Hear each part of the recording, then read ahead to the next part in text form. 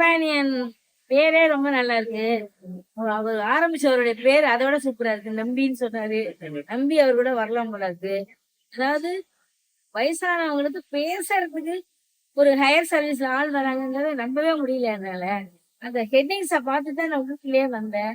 பேசுறதுக்கு, walking partner, கூட வர்றதுக்கு, டாக்டர்கிட்ட அழிச்சுன்னு போறதுக்கு, இந்த மாதிரி சர்வீஸ் எல்லாம் சின்ன வயசுக்காரங்க வயசானவங்களுக்கு யோசிச்சு பண்றதுங்கிறது ரொம்ப அப்ரிஷியபிளா இருக்கு. எனக்கு ரொம்ப பிடிச்சிருக்குது.